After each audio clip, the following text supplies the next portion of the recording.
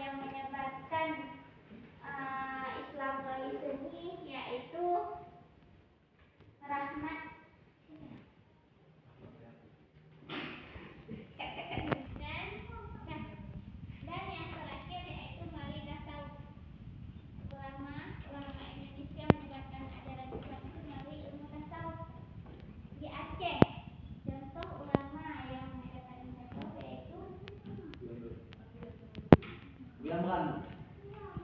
Itu yang sekarang, yang dulu Yang dulu. adalah kampus UIN Abranuri. Syekh Abranuri adalah kita tahu atau orang tidak tahu yang menyebarkan ajaran Islam di Indonesia. Itu salah satunya ya. Banyak tokoh-tokoh orang tidak tahu yang menyebarkan ajaran Islam di Indonesia. Sekarang ini sudah saya jelaskan secara ringkas bagaimana Islam itu bisa menyebar ke Indonesia. Sekarang saya mau tanyakan, sudah dipahami materi hari ini? Sudah. Nah, kalau sudah, mari kita lihat agenda kita hari ini ya. Tugas harian kami. Yang pertama, kita bagikan kelompok. Berarti ini ada 3 barisan, kita bagikan 3 ya. Ya. Berarti sudah ada 3 kelompok. Tugasnya yaitu membuat bagan. Tahu kan bagan? Itu istilah bagan timeline sejarah tokoh penyebar ajaran Islam di Indonesia. Ya, ini tugas diskusi kita hari ini. Jadi kelompoknya sudah dipersiapkan, itu sudah tempat dulu aja ya. 3 kelompok ya. Nah, berarti nanti sama-sama berdiskusi dengan kawan untuk membuat tugas. Harus bekerja sama. Nanti ditampilkan tugasnya. Siapa yang cepat bisa maju duluan untuk mempresentasikan hasilnya. Dan untuk bahan-bahan, coba perhatikan. Sudah Ustazah kasih tahu ya kan pertemuan kemarin untuk mempersiapkan bahan-bahan yang sudah ada di layar. Kertas APS, ataupun karton, dijamin ada bawah. Pensil. Pensil warna. Roll. Stick. Boleh. Kalau memang nanti misalnya ada yang kurang satu, boleh dikombinasikan ya. Iya. Nah, jadi nanti manfaatkan alat-alat ini untuk membuat hasil karya kalian masing-masing dan nanti kita presentasikan ke depan. Ya. Kira-kira bisa dipahami? Ada pertanyaan? Nah, Ustazah kasih waktu 10 menit untuk mengerjakan diskusi kalian hari ini. Ya. Oh ya, ini ada LKPD.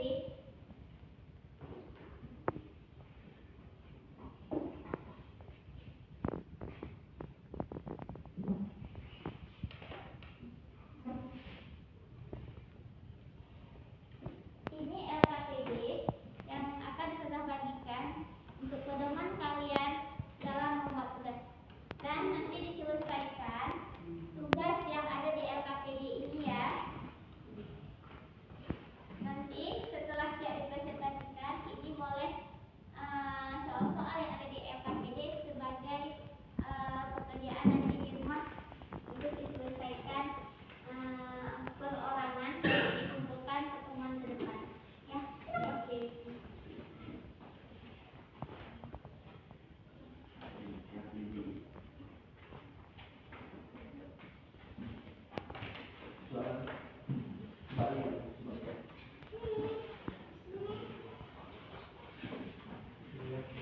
Boleh dibaca dulu.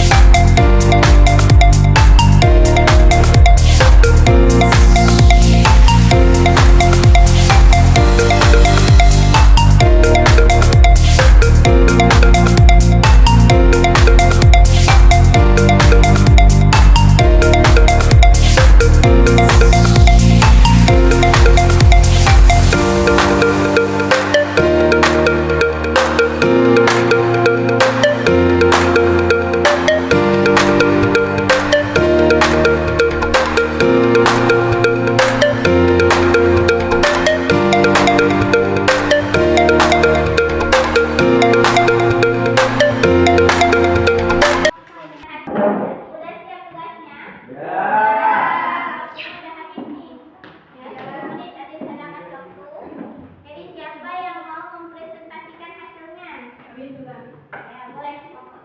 Buka dulu ya. Assalamualaikum warahmatullahi wabarakatuh. Waalaikumsalam warahmatullahi wabarakatuh. Jadi ini hasil kerja kelompok kami. Tokoh-tokoh ulama penyebar ajaran Islam di Indonesia. Yang pertama, Syekh Abdul Somad Al-Bani berasal dari Palembang. Yang kedua, Syekh Mahfud Al-Tarmasi berasal dari Sleman, Jawa Timur. Yang ketiga, Syekh Nawawi Al-Bantani berasal dari Banten. Beliau guru di Haramain dan pernah menjadi imam Masjidil Haram di Mekah. Yang keempat, Syekh Muhammad Yasin bin Muhammad Isa Al-Badani berasal dari Padang, Sumatera Barat. Yang kelima yaitu Ahmad Al-Ruki Al-Badani berasal dari Jakarta. Yang keenam, Syekh Ismail Al-Faridi Al-Minangkawi, tokoh terbesar Masyarakat dalam seni Minangkabau. Yang ke-11, Zainuddin dan Umar dari Sumbawa. Yang ke-13, Syekh Ahmad Khatib Al-Minangkawi dari Minangkabau. Cukup sekian dari kelompok kami. Wassalamualaikum warahmatullahi wabarakatuh. Waalaikumsalam warahmatullahi wabarakatuh. Tepuk tangan teman-teman.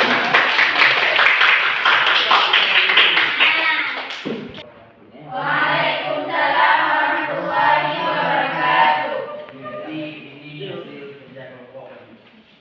Alur masuknya Islam ke Indonesia. Jika alur masuk bukti sejarah yang mengarahkan bahwa Islam berasal dari negara. Yang kedua, teori Mekah yang digunakan oleh Buya Hamka. Beranggapan bahwa Islam dari Mekah karena adanya persamaan mazhab, sedangkan Persia hanya tempat persinggahan saja. Yang ketiga, teori Persia oleh Husain Diningrat mengemukakan bahwa Islam dari Persia karena adanya persamaan budaya dengan Persia. Persia oleh Husain Diningrat mengemukakan bahwa Islam dari Persia karena adanya persamaan budaya dengan Persia, sehingga beliau yakin bahwa Islam dari Persia. Cukup sekian dari kelompok kami. Lebih dan kurang saya mohon maaf. Assalamualaikum warahmatullahi wabarakatuh. Waalaikumsalam warahmatullahi wabarakatuh. Nah, siapa lagi yang menuju? Siapa yang mempresentasikan lagi? Assalamualaikum warahmatullahi wabarakatuh. Waalaikumsalam warahmatullahi wabarakatuh. Kami ingin mempresentasikan hasil dari kelompok kami. 9 tokoh wali songo serta nama. Yang pertama ada Sunan Dersi, nama aslinya Maulana Malik Ibrahim.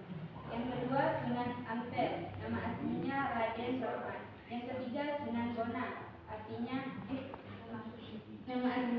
Raden Makmum Ibrahim. Yang keempat Sunan Raja, nama aslinya Raden Syarifuddin. Yang kelima Sunan Giri, nama aslinya Sultan Abdul Qadir.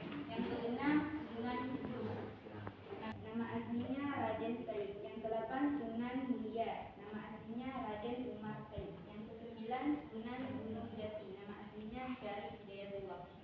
Dari sekian hasil kelompok kami, wabillahi taufiq wal hidayah. Wassalamualaikum warahmatullahi wabarakatuh. Waalaikumsalam warahmatullahi wabarakatuh.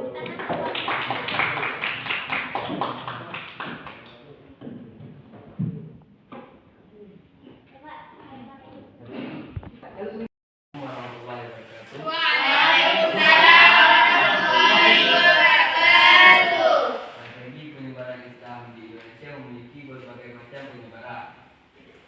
Antara lain melalui perdagangan.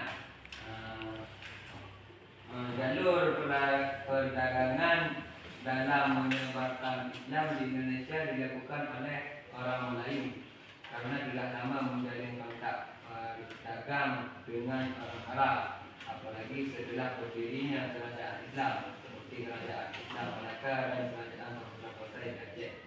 Hubungan perdagangan semakin ramai dan intensif dilakukan oleh para ulama dan pedagang Arab yang datang ke Indonesia.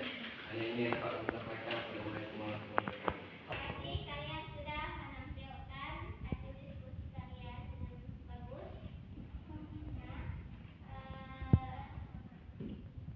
Jadi kesimpulan dari pembelajaran kita yang sudah kita bahas dan sudah mengerjakan tugas diskusi.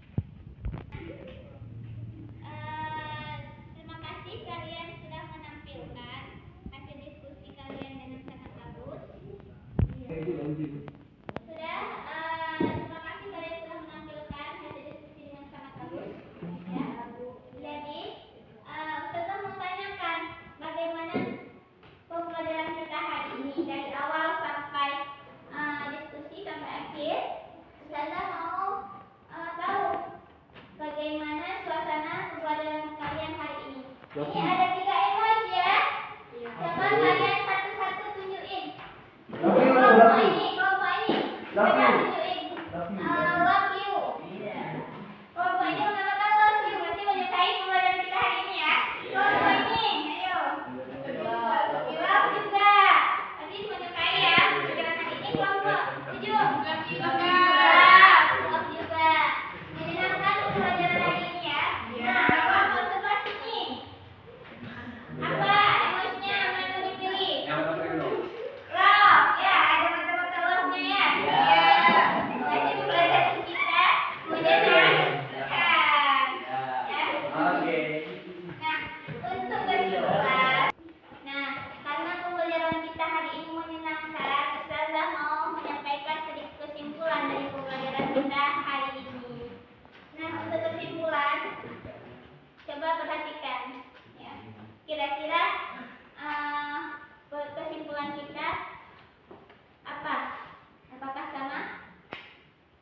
Kesimpulan kita setelah melakukan pembelajaran hari ini yaitu dapat menambah wawasan kita tentang bagaimana sejarah Islam telah terjadi di masa lalu dan dapat belajar dari sejarah masa lalu Islam berkembang biak sampai dengan sekarang. Islam di masa lalu masih membuat bukti ataupun perkembangannya sampai dengan sekarang. Dan kita harus selalu berpegang teguh dengan ajaran Islam. Terutama kita sebagai penuntut ilmu. Penuntut ilmu kita harus memiliki pegangan yang kuat dan kita harus berkontribusi untuk agama. Dengan bagaimana? Dengan cara menuntut ilmu seperti sekarang. Nah, seperti satu motivasi, ya, kita jangan pernah melupakan sejarah. Karena orang yang hebat adalah orang yang belajar dari sejarah. Ini adalah satu kata-kata motivasi untuk kita bisa menjadi acuan agar kita terus belajar. Ya. Orang-orang yang hebat sekarang adalah orang-orang yang pernah belajar dari masa lalu, menjadikan kisah masa lalu sebagai pegangan, sebagai acuan untuk meraih kesuksesan di masa depan. Ya. Maka jangan pernah melupakan sejarah. Karena orang-orang hebat yaitu orang yang belajar dari sejarah. Sudah siap jadi penuntut ilmu? Sudah. Selalu bersemangat dalam menuntut ilmu? Belum. Ya. Mantap ya? Ya. Nah, untuk ini ada kuis nanti sudah kirim di WA kalian, nanti kalian kerjakan di rumah ya? Ya. Nanti saya lihat nanti siapa yang bisa menyelesaikan soalnya dengan sempurna. Itu linknya sudah kirim nanti di WA kalian masing-masing. Kerjakan di rumah. Boleh? Boleh. Cukup sekian pembelajaran kita hari ini. Semoga apa yang kita